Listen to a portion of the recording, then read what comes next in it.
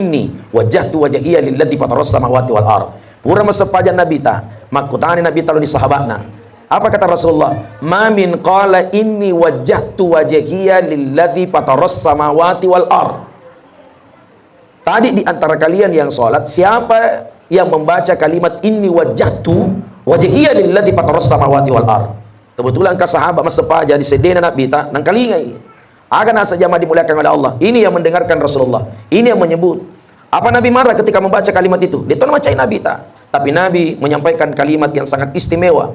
Narkeungka taula lemes sepajanna. Na baca kalimat ini wajjahtu wajhiya lilladzi fataras samawati wal ard. Maka di pangulutak Nabi Muhammad sallallahu alaihi wasallam futihat abwabuhas sama, maka terbuka pintu langit gara-gara engkau membaca kalimat itu. Bismillahirrahmanirrahim. Assalamualaikum warahmatullahi wabarakatuh. Hamdan wa syukran lillah wassalatu wassalamu ala rasulillah wa ala alihi wa sahbihi wa mawala. Yang saya hormati dan muliakan sahibul bait Bapak Haji Budi beserta istri dan keluarga yang hadir pada kesempatan yang penuh berbahagia ini.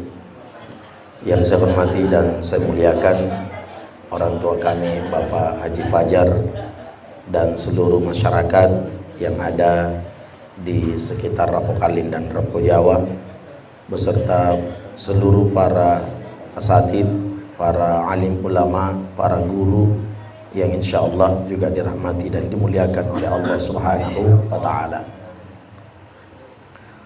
Tadi kita mengawali pembacaan Barazanji. Di dalam Barazanji itu dituliskan oleh Sayyidina Ja'far dengan syair yang terakhir. Ketika ditanya apa yang kau harapkan dari Barazanji itu, harapan pertama dari Barazanji itu adalah bibarkatin bisiril Fatihah. Kenapa selalu ditutup dengan kata Al-Fatihah? Karena Al-Fatihah ini dianggap adalah Ummul Quran. Bisa dikatakan ibunya Al-Quran yang berjumlah 6.666 ayat 114 surah. Bukan berarti bacaan lain itu dianggap tidak penting. Semua isi Al-Quran itu inna nahnu nazzalna dzikra wa inna lahu lahafizun.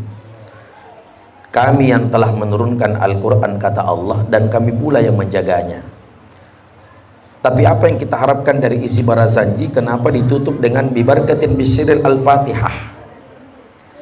Karena kedudukan suratul Al-Fatihah ini dianggap istimewa oleh Allah Subhanahu wa Ta'ala. Sehingga siapa yang sholat Bapak Ibu tidak membaca Al-Fatihah maka dianggap sholatnya tidak sah. Yana tu nama kade Nabi ta la sholata liman lam yakrahu bi Fatihatil kitab. Dena tu nas sama sepajangnya tidak sah dikatakan satu sholat kalau tidak membaca suratul Al-Fatihah. Boleh saja orang sholat tidak membaca iftitah karena iftitah di dalam sholat itu hanya sekedar sunnah. Makanya itu sholat jenazah tidak ada iftitahnya. Tidak pernah kita dengar ada sholat jenazah itu ada iftitahnya. Sholat gaib tidak ada iftitahnya. Sekalipun iftitah itu terjadi perbedaan pendapat. Ada yang mengatakan doa iftitah yang benar adalah Allahumma ba'id baini wa baina khotoyaya kama ba'adta bainal masyriqi wal maghrib Allahumma naqqini minal khotoya kama yunakka thawbul abyadu minad danas Allahumma ksil minal khotoyaya bil ma'i wal thalji wal barada. Tapi di sisi lain ada yang membenarkan bahwa ketika ada orang yang membaca dengan doa iftitah yang berbeda dengan kalimat diawali Allahu Akbar kabira walhamdulillahi katsira wa subhanallahi bukratan wa asila. Kalimat yang membuat kagum Rasulullah sallallahu alaihi wasallam adalah kalimat inni wajjahtu wajhiya lilladzi fataras samawati wal ard dan seterusnya. Makanya umumnya di masjid-masjid kita itu baca kalimat itu. Inni wajjahtu wajhiya lilladzi fataras samawati wal ard dan seterusnya. Magai agana sabari Bapak Ibu, karena ketika Nabi memimpin sholat berjamaah, tiba-tiba ada makmum di belakang masuk, ikut sholat bersama dengan Rasulullah sallallahu alaihi wasallam. Dia besarkan suaranya dengan kalimat inni wajjahtu wajhiya lilladzi fataras samawati wal ard. Pura masapaja Nabi ta, makutani Nabi talu di sahabatna. Apa kata Rasulullah? Ma min qala inni wajjahtu wajhiya lilladzi fataras samawati wal ard. Tadi di antara kalian yang sholat, siapa yang membaca kalimat inni wajjahtu wajhiya lilladzi fataras samawati wal ard? Kebetulan ka sahabat masapaja di sedena Nabi ta nang kalingai. Aga nasa jamaah dimuliakan oleh Allah. Ini yang mendengarkan Rasulullah. Ini yang menyebut. Apa Nabi marah ketika membaca kalimat itu? Dia tahu macam Nabi tak. Tapi Nabi menyampaikan kalimat yang sangat istimewa. Nar keungka taula lemes sepajanna. Na baca kalimat inni wajjahtu wajhiya lilladzi fataras samawati wal ard. Maka di panguluta Nabi Muhammad sallallahu alaihi wasallam futihat abwabuhas sama, maka terbuka pintu langit gara-gara engkau membaca kalimat itu. Allah. Apa saja yang menyebabkan kalimat-kalimat itu hingga menyebabkan pintu langit terbuka? Banyak sebabnya. Makanya Rasulullah sallallahu alaihi wasallam menganjurkan, Bapak Ibu, penyebab terbukanya pintu langit satu. Nah, ini perlu kita pahami nih. Karena kalau pintu langit sedang dibuka, berarti upaya doa kita mustajab diterima oleh Allah. Dan jangan pernah ragu dengan janji Allah bagi orang yang berdoa, karena janji Allah dengan janji caleg berbeda. Dia magaga caleg kue? Dia magaga. Hah? Oh, caleg?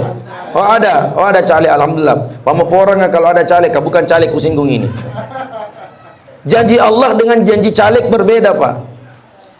Kau janjinya Allah Ta'ala, Al-Quran menegaskan, wa idza sa'alaka ibadi fa'anni inni qarib ujibu da'watad da'i idza da'an falyastajibu li wal yu'minu bi la'allahum yarshudun. Kalau ada hambaku ya Muhammad bertanya tentang di mana aku berada, maka katakan kepada hambaku bahwa sesungguhnya aku dekat kepadanya dan aku akan mengabulkan doanya hambaku sepanjang hambaku berjalan di jalan yang benar. Innaka la tukhliful mi'ad. Allah itu tidak pernah menyalahi janjinya. Maka apa saja supaya janji itu dibuktikan oleh Allah Subhanahu wa taala? Maka defuange mila doako. Tidak mungkin saya bisa memberi kau kalau kau tidak meminta. Maka tujuan daripada orang bermaulid kita meminta. Permintaan kita pertama jamaah dimuliakan oleh Allah, disebutkan Ustadz Mardan dalam kitab Al-Barazanji. Syair pertama adalah fa innahu la haula wala quwwata illa billah. Kenapa serentak orang membaca ketika diakhiri kalimat itu? Coba tadi waktu dibaca Bapak Ibu, atirillahumma akbarul karim bi arfin sasim min salati wa taslim Allahumma salli wa sallim wa barik alaih. Semua orang kompak membaca itu. Tapi ketika Ustadz Marra membaca abtadiul imla abithifatil aliyah dan seterusnya, maka ketika mengakhiri dengan kalimat syair yang pertama adalah fa innahu la haula wala quwwata illa billah. Semua orang yang datang, orang yang mendengar, orang yang menyimak, yang barasanji, yang tahu barasanji, yang tidak mengerti barasanji, yang tahu maulid tiba, yang tidak paham maulid tiba, semua yang membaca kalimat fa innahu la haula wala quwwata illa billah, maka dia pengulutan Nabi Muhammad sallallahu alaihi wasallam. Barang siapa yang membaca dengan kalimat fa innahu la haula wala quwwata illa billah, maka Allah akan mengutus 3 malaikat untuk melindungi dirinya. Dan itu tidak main-main kalimat itu. Makanya setiap keluar rumah, kenapa doa itu yang dibaca? Bismillahi tawakkaltu 'alallahi la haula wala quwwata illa billah. Karena tidak ada jaminan Bapak Ibu kecuali yang menjamin adalah Allah Subhanahu wa taala. Setiap orang keluar rumah, kenapa disunahkan baca bismillahi tawakkaltu 'alallahi la haula wala quwwata illa billah? Karena setiap kita keluar dari rumah, percayalah 3 malaikat yang melindungi dalam perjalanan itu karena membawa rahmat la haula wala quwwata illa billah. Lalu kemudian kenapa ketika masuk rumah dianjurkan lagi membaca doa itu?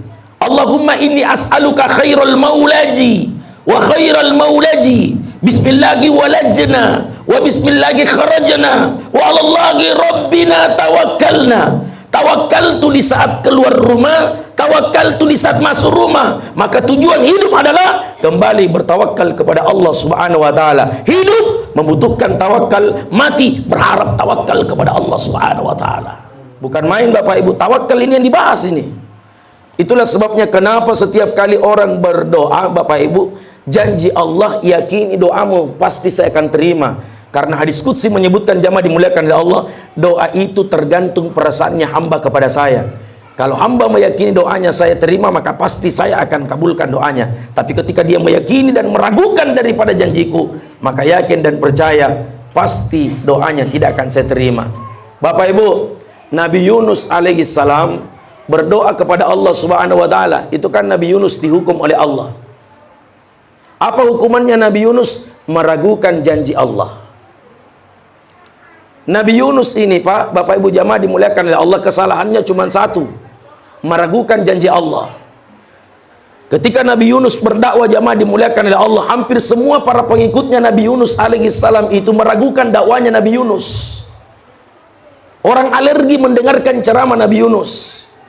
Lalu kemudian Nabi Yunus mengangkat tangan dan berdoa kepada Allah, ya Allah, kalau saya berharap minta azab kepadamu, minta musibah kepadamu, lalu kemudian kau tidak hadirkan azab, maka betapa malunya saya sebagai seorang nabi di hadapan kaum saya, lalu kemudian doaku tidak engkau terima ya Allah.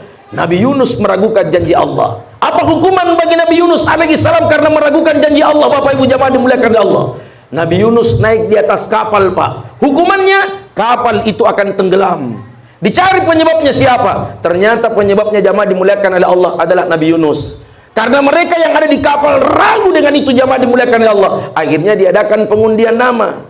Anehnya, setiap di lot nama, namanya Nabi Yunus yang naik. Setiap di lot nama, namanya Nabi Yunus yang naik. Setiap diundi nama, namanya Nabi Yunus yang naik. Setiap digocang nama, namanya Nabi Yunus yang naik. Makanya ibu-ibu yang main arisan, susah naik namanya, ganti namanya Pak Yunus. Akhirnya Nabi Yunus dilempar di tengah laut. Quran menyebutkan zulumatin thuluth. Nabi Yunus bertemu dengan 3 kegelapan. Gelapnya di malam hari, gelapnya di dasar lautan, dan gelapnya di dalam perut ikan. Kalau seandainya Nabi Yunus tidak beristighfar dengan kalimat la ilaha illa anta subhanaka inni kuntu minadz zalimin, maka wallahi Nabi Yunus sampai sekarang tidak akan keluar dari perut ikan. Dan hebatnya kalimat itu Bapak Ibu jamaah dimuliakan oleh Allah, gara-gara Nabi Yunus mengucapkan kalimat la ilaha illa anta subhanaka inni kuntu minadz zalimin, ada yang meriwayatkan ikan itu yang bernama Nun sampai sekarang belum mati, tetap dihidupkan oleh Allah di dasar lautan. Itu hebatnya kalimat itu, la ilaha illa anta subhanaka inni kuntu minadz zalimin. Jangan pandang enteng kalimat itu Pak, karena kalimat itu diberi nama kalimat Ismul Azam, asal puji Allah Ta'ala. Ismul Azam, nama yang paling disenangi oleh Allah Subhanahu wa Ta'ala. Itulah pentingnya tadi dibaca kalimat dan Al-Barazanji. Makanya tolong jangan suka teriak Barazanji itu bid'ah, karena kau tidak paham isinya. Fa innahu la haula wala quwata illa billah. Tidak ada sesuatu yang diharapkan. Hidup butuh la haula wala quwata illa billah. Mati butuh la haula wala quwata illa billah. Semuanya bersandar kepada la haula wala quwata illa billah. Itu yang pertama. Yang kedua jamaah dimuliakan oleh Allah, Ustadz Mardan tadi pimpin kalimat salam. Assalamu alaik Zainal Anbiya, assalamu alaik, assalamu alaik. Timbul pertanyaan, kenapa ya dikhususkan kepada Nabi mengucapkan kata assalamu alaika? Kenapa bukan assalamu alaikum? Ada yang bisa pecahkan ini Pak? Saya kalau ketemu dengan Haji Ismail, caleg ada di luar itu, kalau ketemu di luar, saya tidak katakan sama Haji Ismail, assalamu alaika ya Haji Ismail. Saya tidak katakan itu. Saya ketemu dengan Haji Fajar di luar di jalanan, saya tidak katakan assalamu alaika ya Haji Fajar. Saya tidak katakan demikian.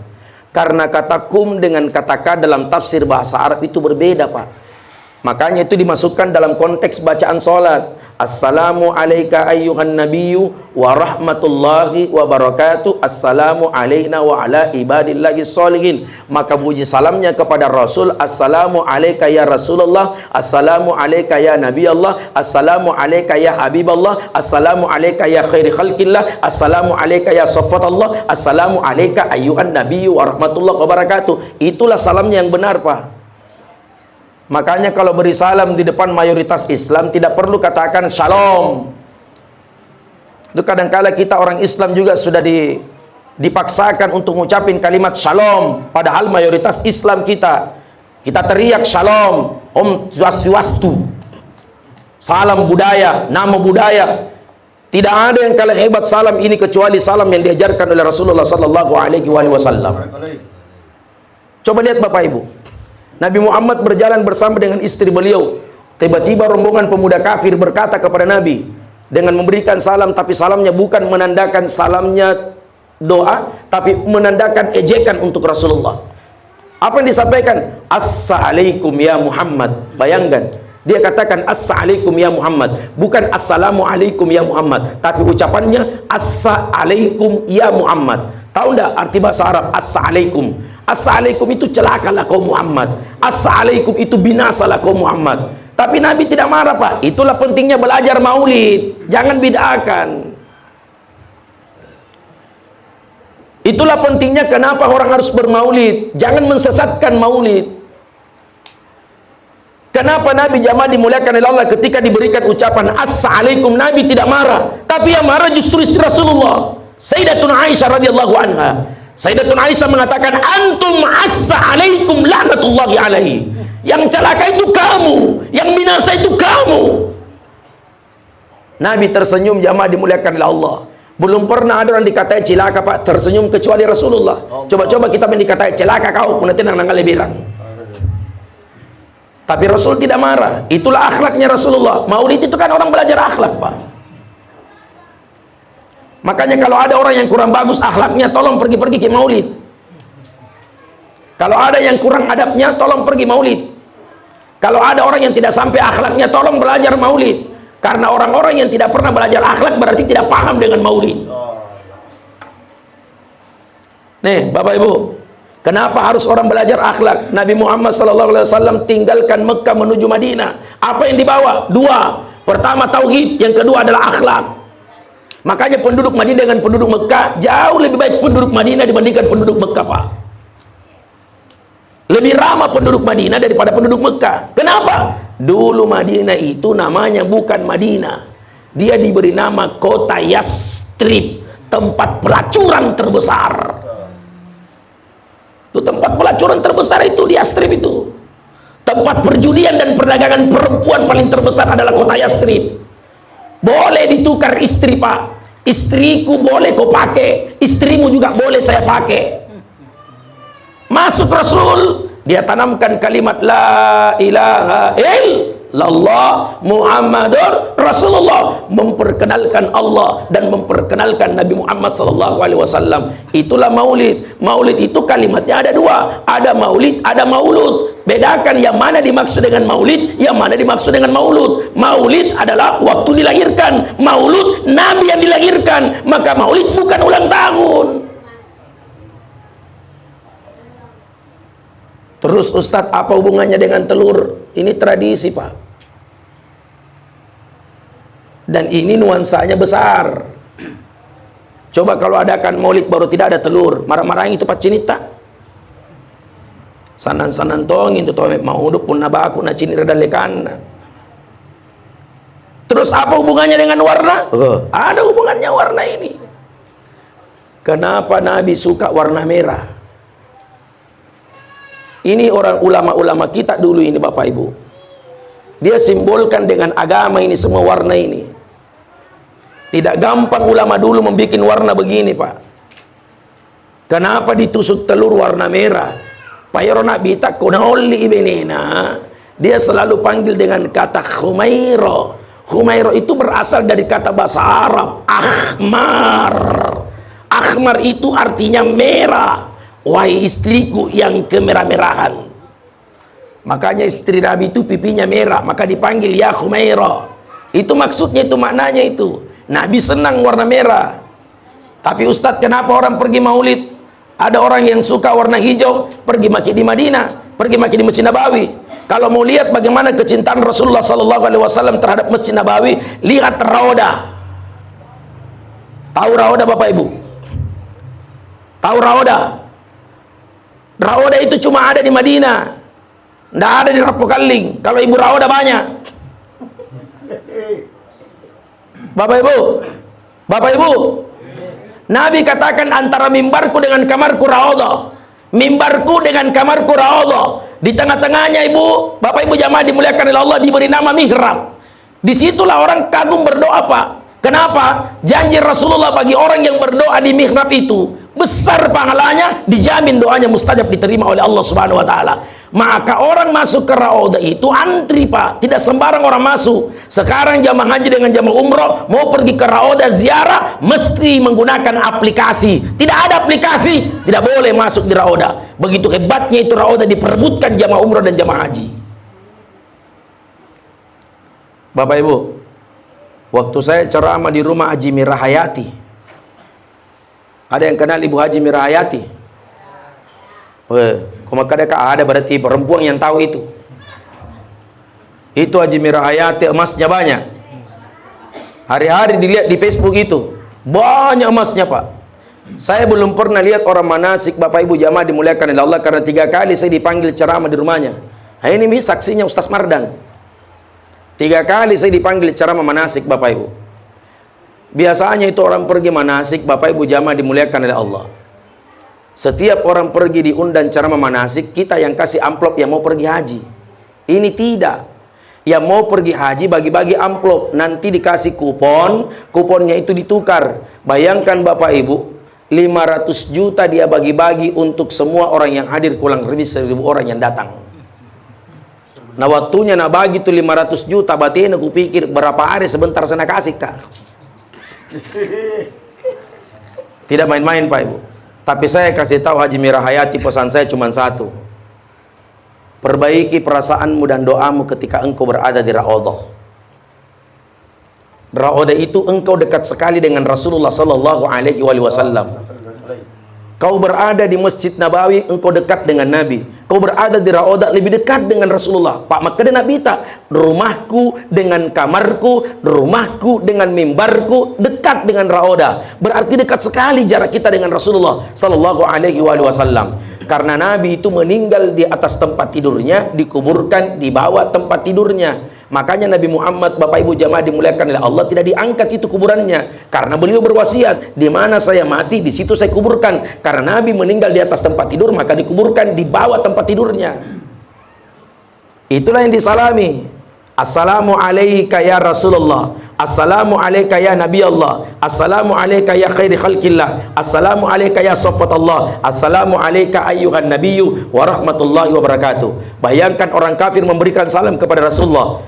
Assalamualaikum ya Muhammad, yang marah istrinya. Antum assalamualaikum laknatullahi alaih. Maka dia minta, kalau ada orang yang telah memberikan salam kepada kamu dengan salam mengejek, bukan doa, tidak usah marah. Itulah akhlak, Bapak Ibu. Tidak usah marah. Tapi Nabi katakan, tidak usah kau ucapkan waalaikumsalam, cukup ucapkan waalaikum, jangan sambung dan jangan tambah dengan kata assalam. Itu terdapat dalam kitab Ar-Riyadhus Shalihin, Bapak Ibu.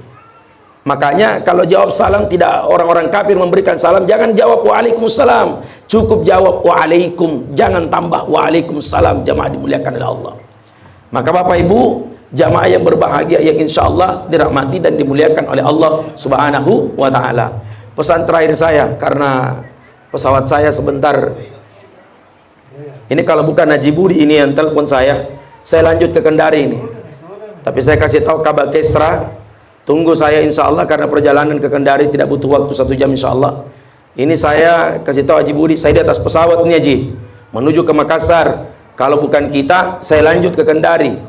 Tapi karena Haji Budi telepon, usahakan hadir Pak Ustadz, biar ceramah 15 menit. Alhamdulillah, saya memenuhi hajatannya Pak Haji Budi insya Allah. Karena menurut saya kalau Haji Budi yang undang saya ceramah, alhamdulillah. rugi kalau tidak datang. Tidak lagi nak ceramah nak sangin nasari gitu, apalagi nak ceramah gitu, nado boleh gitu kan. Bapak Ibu, nah, cini kimi senam peni pabar sanje pun namu teregi. Enggak pangasing itu baku. Cini kimi senam peni pabar sanje pun namu teregi. Enggak pangasing itu bayau. Kenapa itu yang diharapkan Bapak Ibu jamaah dimuliakan oleh Allah? Kalau tuan rumah yang mengundang itu baik, adabnya baik, akhlaknya baik, maka berusahalah adab dia dengan kebaikan. Tapi kalau ada yang mengundang kalian dengan orang yang sombong, maka sombonglah kalian, karena at-takabbur lit-takabbir adalah sedekah. Sombong kepada orang yang sombong dibalas dengan kesombongan juga adalah sedekah baginya.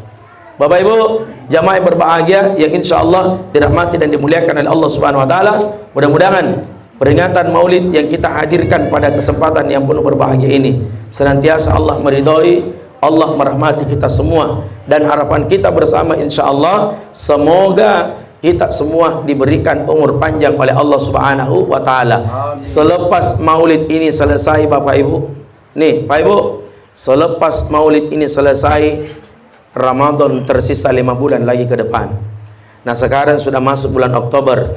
Begitu masuk bulan Desember, siap-siap Desember akhir kita akan menjemput bulan suci Ramadan yang tidak lama, 2 bulan lagi ke depan. Itulah kenapa di bulan Maulid dianjurkan perbanyak berdoa, minta tolong Pak caleg-caleg semua banyak berdoa Pak. Iya, caleg itu kalau dia berdoa percaya Pak, semakin dia berdoa insya Allah diterima doanya oleh Allah Subhanahu wa taala. Tidak perlu banyak visi misi disampaikan Pak, tidak perlu banyak bicara. Makanya itu kalau ditanya jamaah dimuliakan oleh Allah, ketika ada kunjungan di luar negeri Bapak Ibu, ketika masing-masing 4 negara berbicara, pertama jamaah dimuliakan oleh Allah, lihat cara bicaranya orang-orang India. India itu kalau menyampaikan pidato, sedikit bicaranya, banyak kerjanya. Itu orang India itu, sedikit bicara, banyak bekerja. Begitu pidato disampaikan orang-orang Pakistan jamaah dimuliakan oleh Allah, itu berbagi dia, banding. Dia banyak bicara, banyak bekerja. Orang-orang Singapura jamaah dimuliakan oleh Allah, sedikit bekerja, banyak bicara. Tapi begitu pidatonya orang Indonesia, banyak bicarana, sedikit kerjana. Itu yang kurang, itu jamaah dimuliakan oleh Allah. Makanya Bapak Ibu jamaah dimuliakan oleh Allah, Indonesia ini membutuhkan akhlak Pak. Kenapa perlu orang belajar akhlak Bapak Ibu? Mari buka sejarahnya Imam Syafi'i. Imam Syafi'i itu pulang ke rumahnya, ditanya dengan ibunya, dari mana kamu nak? Imam Syafi'i menjawab, saya habis belajar. Belajar apa? Saya habis belajar ilmu. Sepertinya mamanya Imam Syafi'i tidak senang dengan jawaban itu. Maka Imam Syafi'i pulang ke rumahnya, lalu kemudian menuju ke rumah gurunya Imam Malik. Dia tanya Imam Malik, guru, saya pulang tadi ke rumah, ibu tanya saya, dari mana kamu? Saya jawab, saya habis belajar ilmu. Tapi sepertinya mamaku tidak senang dengan jawaban itu. Apa kata Imam Malik? Sebentar kalau kau pulang ke rumahmu, lalu kemudian ibumu tanya ulang, dari mana kamu? Maka bahagiakanlah ibumu dengan menjawab, dari belajar akhlak, baru kemudian ilmu. Akhlak dulu, baru ilmu. Pulang ke rumah Imam Syafi'i ditanya dengan ibunya, dari mana kamu nak? Saya habis belajar. Belajar apa? Saya habis belajar akhlak ibu. Begitu Imam Syafi'i menjawab belajar akhlak, ibunya gembira, ibunya senang, ambil makanan, dia suapi mulutnya Imam Syafi'i karena berhasil menjawab jawaban akhlak. Innama bu'itsu liutammimal makarimal akhlak. Kenapa harus akhlak dulu baru kemudian ilmu? Jawabannya, banyak orang yang berilmu tapi tidak berakhlak. Banyak orang yang berilmu tapi tidak berakhlak. Banyak pemimpin-pemimpin berilmu tapi pemimpin tidak berakhlak. Banyak pejabat-pejabat berilmu tapi tidak berakhlak. Betul? Betul? Betul. Kalau terlalu banyak ilmu tidak berakhlak, yang muncul bahaya. Apa bahayanya? Terlalu banyak orang yang merasa pintar, tapi hanya sedikit sekali orang yang pintar merasa. Mudah-mudahan insyaallah apa yang kami sampaikan bermanfaat. Wallahu a'lam bishawab. Hadanallahu wa iyyakum ajma'in. Subhanakallahumma bihamdik asyhadu an la ilaha illa anta astaghfiruka wa atubu ilaik. Akhir da'wana anil hamdulillahi rabbil alamin. Assalamualaikum warahmatullahi wabarakatuh.